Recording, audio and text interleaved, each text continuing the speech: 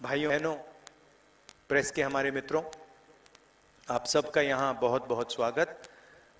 दिल से मैं आपका नमस्कार करता हूँ।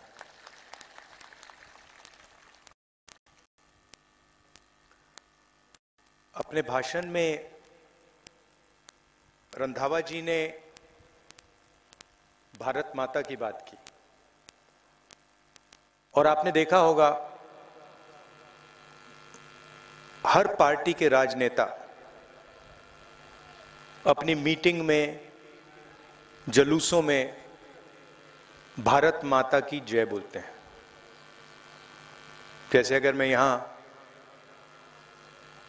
भारत माता की, ऑटोमेटिक भारत माता की, भारत माता की, भारत माता की, तो हिंदुस्तान में कहीं भी आप भारत माता की बोलो, एकदम जवाब आता है जय। राजनीतिक लड़ाई है, हम सब भारत माता के लिए काम करते हैं। तो पहला सवाल उठता है, ये भारत माता है क्या? जो नारे लग रहे हैं, ये जमीन तो नहीं हो सकती, क्योंकि अगर सिर्फ जमीन होती और इंसान नहीं होते तो कोई भारत माता कह ही नहीं सकता। तो भारत माता इस देश की जनता है, आप सब लोग हो, आपके माता पिता, उनके माता पिता, आपकी ऊर्जा, आपके सपने, आपकी आवाज, यह है भारत माता।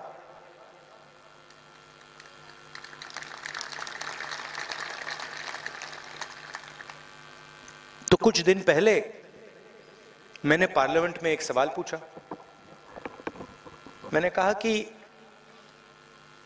सब जगह हम भारत माता की जय करते हैं, मैं पता लगाना चाहता हूं इस भारत माता में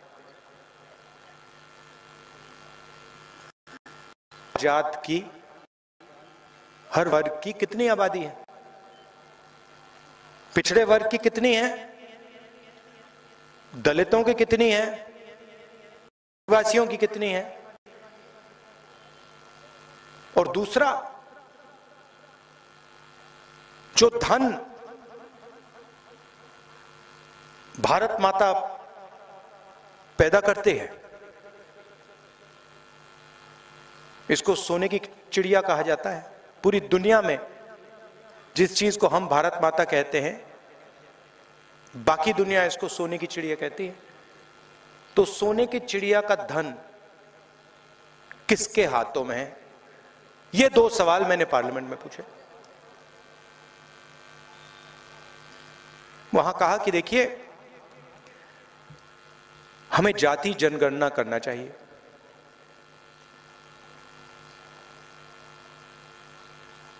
मैं आपसे पूछूं कि देश में या राजस्थान में पिछड़ी जात के कितने लोग हैं? यहां पे कोई जवाब नहीं दे पाएगा। बताइए, हिंदुस्तान में पिछड़ी जात के कितने लोग हैं? कोई नहीं बता सकता। सब लोग जानते हैं कि बहुत बड़ी आबादी है, मगर यह कोई नहीं कह सकता कि भाई 40% है, 50% है, 60% है, 70%, यह कोई नहीं बता सकता। अब आप पूछोगे तो क्या हुआ? अगर पिछड़ों की आबादी नहीं मालूम तो क्या? मैं आपको बताता हूं। देश को एमपी और एमएलए नहीं चलाते हैं।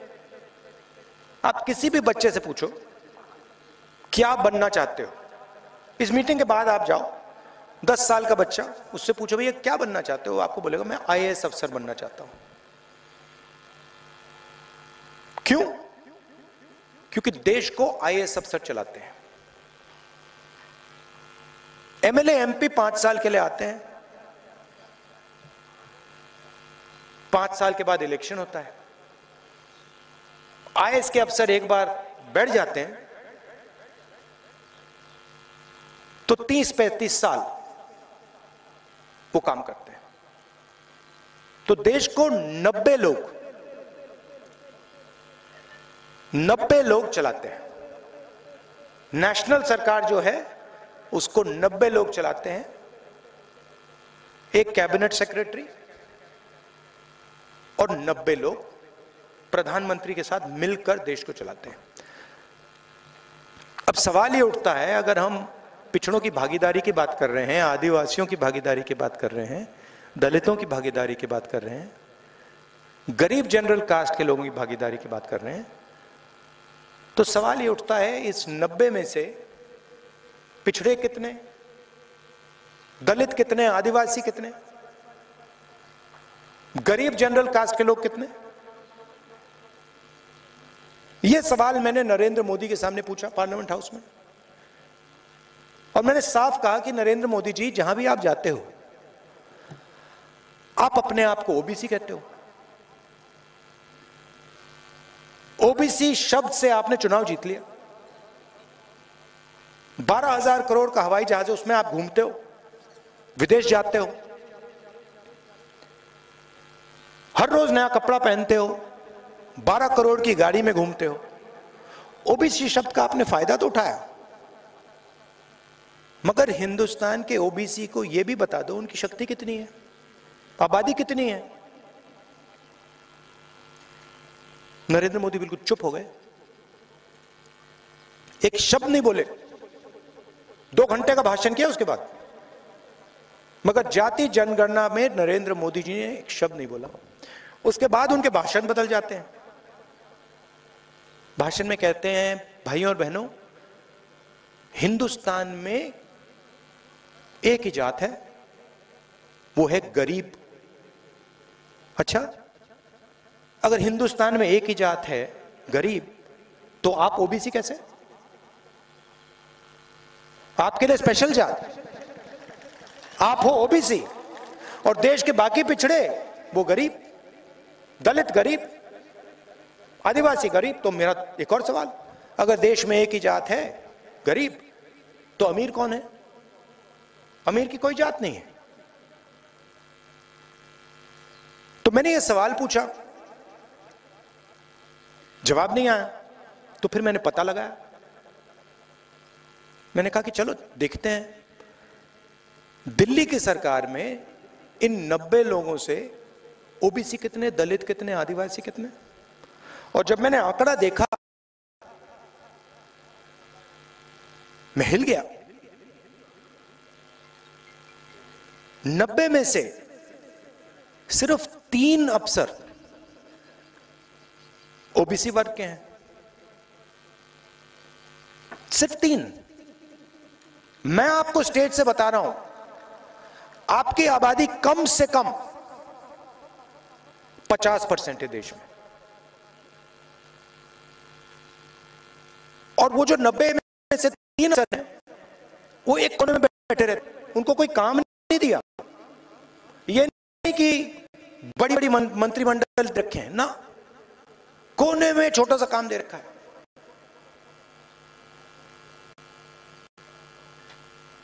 अगर हिंदुस्तान सरकार 100 रुपए खर्च करते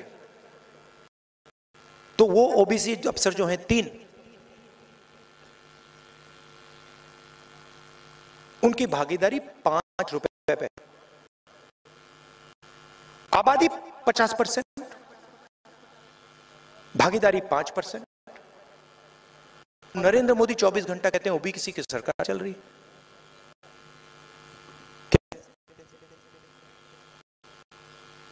सरकार चलाने में आपका कोई भी नहीं है, कुछ लेना देना नहीं है आपका। सरकार को छोड़िए, योजना की बात करते हैं। फसल बीमा योजना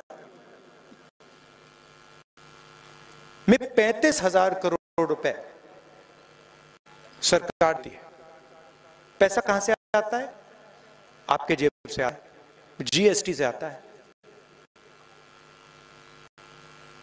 आपने ये सफेद शर्ट पहनी है,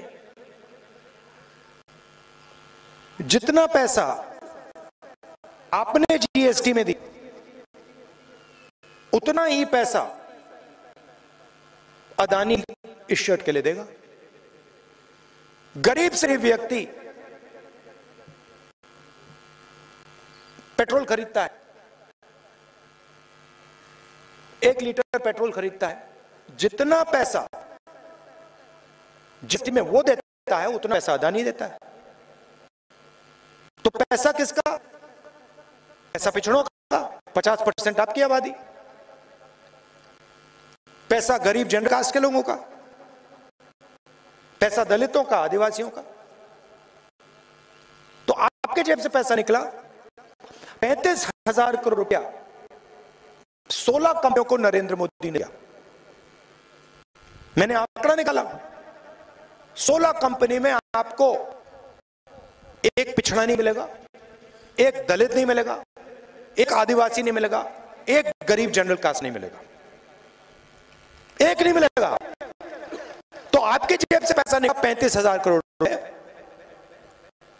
सीधा 16 उद्योगपतियों को दिया। अब आप कह सकते हो ठीक है बीमा की कंपनी है, क्या गलती की? मैं बताता हूं। जब तूफान आता है, ओला गिरता है, उन 16 कंपनियों से किसान अपना पैसा मांगता है, फोन लगाता है, ईमेल भेजता है, कोई जवाब नहीं मिलता। उसको कहिए आपके खेत में तो नुकसान हुआ ही नहीं। तो हुआ, नरेंद्र मोदी जी ने आपके जेब से पैसा नहीं, जीएसटी लगा के 16 उद्योगपतियों को दिया और 35,000 करोड़ रुपए जो किसानों को देना था वो उन्होंने ले लिया और किसान देखता रह गया। चलिए अगली की बात करते हैं। क्या होता था? हिंदुस्तान के युवा 4 बजे सुबह उठते थे, वर्जिश करते थे, सपना था देश की रक्षा करेंगे, चाइना हमारी जमीन लेगा, पाकिस्तान हमारी जमीन लेगा, हम देश की रक्षा करेंगे, सपना था। पहले क्या होता था? कोई भी जवान, कोई भी अफसर अगर हिंदुस्तान के बॉर्डर पर खड़ा होता था, हिंदुस्तान की सरकार उसको गारंटी देती थी, अगर आप किसी ने छुआ, अगर आपको चोट लगी, अगर आप शहीद हुए, जिम्मेदारी हमारी है। आपके परिवार की देखभाल, आपके माता पिता की देखभाल, आपके बच्चों के भाई, पूरा का पूरा काम भारत की सरकार करेगी। हम आपकी रक्षा करेंगे। भारत माता की रक्षा कर रहे हो, भारत की सरकार की रक्षा करेगी। ये पहल थी। क्या हुआ? अच्छा, उसमें से 50% पिछड़े, 12% आदिवासी, 14% दलित, 15% दलित और गरीब जनरल कास्ट के लोग। अब क्या हुआ? अब नरेंद्र मोदी कहते हैं योजना लाएंगे, अग्निवीर योजना। बॉर्डर पे आपको गोली लगे, हमें नहीं मालूम, आप मरे, आप शहीद हुए, आप जानो, आपका कौन जाने, हम आपको पैसे नहीं देने वाले, हम आप नहीं करने वाले। तो जो पैसा पहले सरकार पेंशन में देती थी, जवानों की रक्षा में देती थी,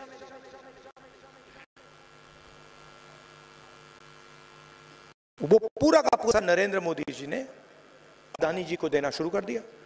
अदानी जो हथियार खरीदना चाहते हैं खरीद सकते हैं, इजराइल से, अमेरिका से, रूस से जो भी हथियार खरीदवाने हैं अदानी जी खरीदते हैं। मगर हमारे जो जवान हैं, जो युवा हैं, उन पूरा का पूरा सपना खत्म कर दिया। इनकी सारी की सारी योजनाएं ऐसी हैं। हमारी योजनाएं देखो, मनरेगा, भोजन का अधिकार, 1 रुपया को नहीं जाता। जमीन अधिग्रहण बिल उनकी देखो, जीएसटी, नोटबंदी, किसान बिल, 14 लाख करोड़ रुपया नरेंद्र मोदी ने हिंदुस्तान के सबसे बड़े अरबपतियों का कर्जा माफ किया है। भाषण में कहते किसानों का कर्जा माफ नहीं होगा, मगर 14 लाख करोड़ रुपए 10-15 लोगों को माफ किया है। उनकी कंपनी में एक पिछड़ा नहीं मिलेगा, एक दलित नहीं मिलेगा, एक आदिवासी नहीं मिलेगा, एक गरीब जनराष्ट्र का नहीं मिलेगा।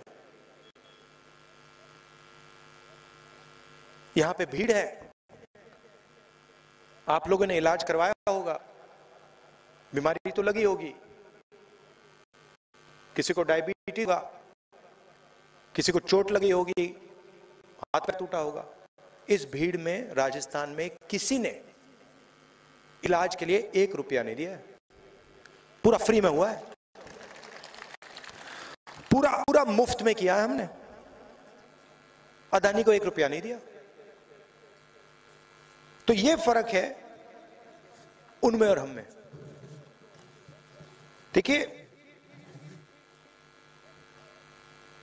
जेब कतरा कभी अकेला नहीं आता है, 3 लोग होते हैं, 3 आते हैं। जेब कतरा अकेला आएगा, सामने से आएगा, कैसे काटेगा जेब? सामने से आएगा, कैसे काटेगा? 3 आते हैं, एक सामने से आता है, से आता है, और एक दूर से दिखता है। साता है, आपका ध्यान इधर उधर करेगा, इधर उधर की बात करेगा, कहेगा देखो भाई नीचे कुछ गिर गया, आपका ध्यान इधर उधर जाएगा। जैसे आपका ध्यान इधर, पीछे से नंबर 2 आता है, वो ब्लेड लेके जेब काट देता है। से देखता है, तीसरा देखता है, दूर से देखता है, कहता है यहां पे मतलब जनता ना आए, लोगों को पता ना लग जाए, अगर कोई आता है तो धमका देता है, कहता है चलो हटो यहां से, या फिर वो बटवा ले लेता है, भाग जाता है। नरेंद्र मोदी जी का काम आपके ध्यान को इधर उधर करने का है। वो सामने से आते हैं, टीवी में सामने से, वो आपका ध्यान इधर उधर करते हैं, आपको कहते हैं देखो हिंदू मुस्लिम,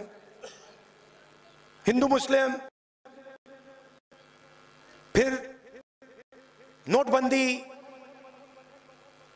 जीएसटी, मुझे फांसी लगा दो, ध्यान उधर उधर करते हैं। पीछे से अदानी आता है, आपका पैसा है, दूसरी साइड से अमित शाह देखता है,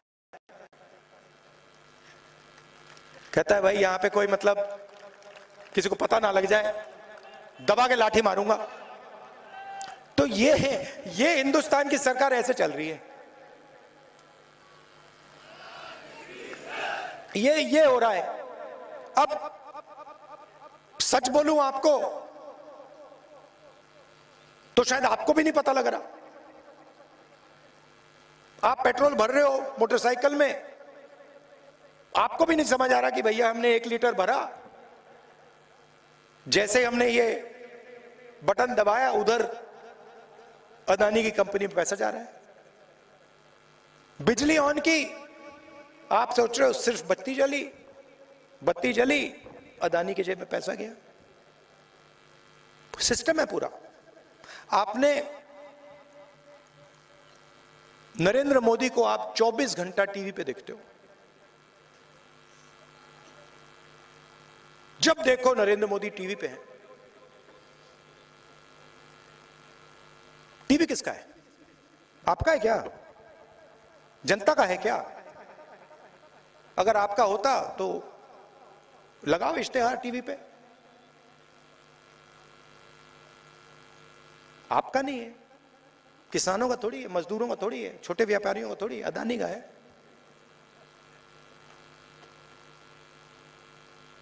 तो अदानी जी को पैसा देते हैं, एयरपोर्ट देते हैं, पोर्ट देते हैं, सड़कें देते हैं, सीमेंट के प्लांट देते हैं, कानून बनाते हैं उनके लिए, नोटबंदी करते हैं, और अदानी जी नरेंद्र मोदी जी को 24 घंटा टीवी पे बैठाते हैं।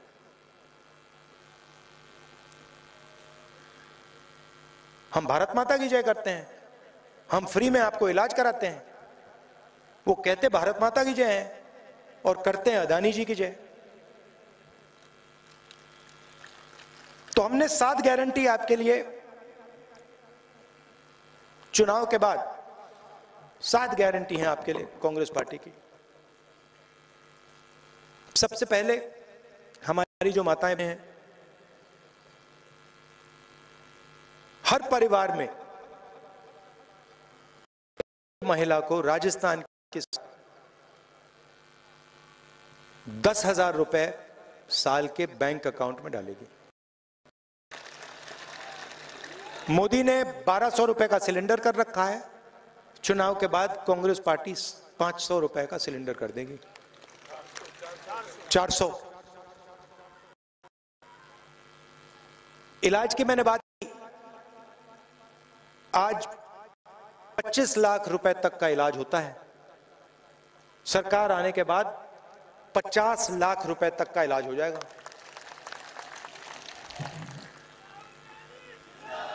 अब आप बीजेपी के किसी भी नेता से पूछो, किसी भी नेता से आप पूछो कि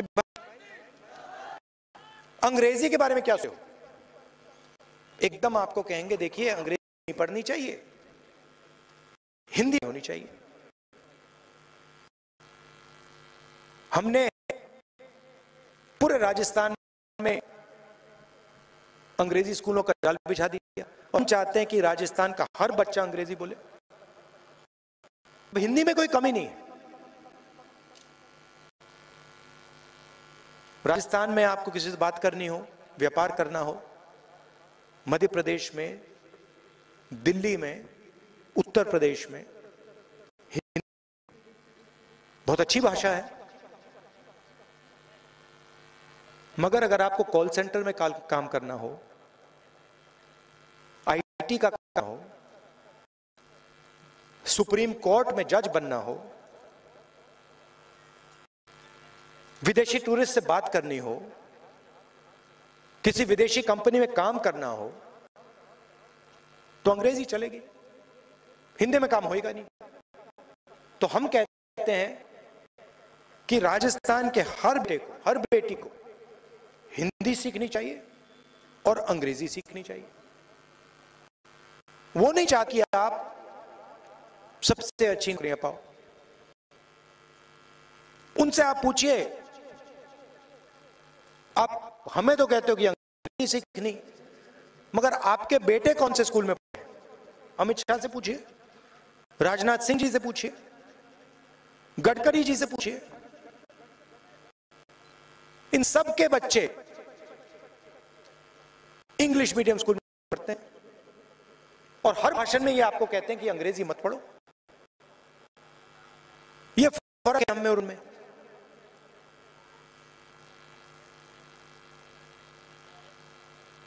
आपको चुनना है। आप स्वास्थ्य योजना चाहते हो, 500 रुपए का सिलेंडर चाहते हो, महिलाओं के लिए 10,000 रुपए चाहते हो, ओपीएस चाहते हो, पुराना पब्लिक पेंशन स्कीम, या फिर अदानी सरकार चाहते हो, अरबपतियों की सरकार चाहते हो। ये सारी की सारी योजनाएं हैं, बीजेपी की सरकार आएगी सारी की सारी बंद हो जाएंगी। ये आपको जो फ्री में स्वास्थ्य की योजना मिल रही है, पुराना पेंशन स्कीम, 500 रुपए का सिलेंडर, ये सारा का सारा उठा के इसका पैसा अदानी जी के जेब चला जाएगा। चुनना आपने है। राजस्थान की सरकार ने पिछले 5 साल बहुत अच्छा काम किया है, ऐतिहासिक काम किया है। पूरी दुनिया में हमारा जो स्वास्थ्य का स्कीम है, पूरी दुनिया में ये मशहूर है। बाहर देश से एमपी आते हैं, मुझसे मिलते हैं, मुझे कहें कि राजस्थान ने स्वास्थ्य के लिए ऐतिहासिक काम किया है, छत्तीसगढ़ ने किसानों के लिए ऐतिहासिक काम किया है। ये स्कीम आपका है, ये पैसे आपके हैं। हमारी सरकार आएगी, मैंने जाति जनगणना की बात की, पहला काम यहां पे जाति जनगणना का होगा। नेशनल लेवल पे हम आएंगे, जाति जनगणना हम पूरे देश में करेंगे और पिछड़ों की आबादी, जितनी आबादी है उतनी भागीदारी हम पिछड़ों को देंगे, दलितों को देंगे, आदिवासियों को देंगे, जनरल कास्ट के लोगों को देंगे। ये 2 हिंदुस्तान हमें नहीं चाहिए। हम मानने को तैयार नहीं कि 2 हिंदुस्तान बने, एक अदानी वाला, उसमें हवाई जहाज में लोग उड़े, 24 घंटा मौज करें, और दूसरी तरफ सच्चा हिंदुस्तान, भारत माता अपना खून पसीना दे, 24 घंटा अपना खून पसीना दे और उसको कोई फायदा ना मिले। ऐसा हिंदुस्तान नहीं चाहिए। इसको बदलने का एक बहुत बड़ा कदम, ऐतिहासिक कदम, क्रांतिकारी कदम जाति जनगणना है। मैं आपको बता रहा हूं, जाति जनगणना के बाद हिंदुस्तान बदल जाएगा, बदल जाएगा, क्योंकि पिछड़ों को, दलितों को, आदिवासियों को, गरीब जनरल कास्ट के लोगों को पता लग जाएगा उनकी शक्ति कितनी है। आपकी शक्ति के सामने अदानी नहीं खड़ा हो सकता, मगर आपकी शक्ति के बारे में आपको बताया नहीं जाता, और हम आपको आपकी शक्ति दिखाना चाहते हैं। आप सब आए, इतने प्यार से आपने मेरी बात सुनी, आपका दिल से धन्यवाद करता हूं।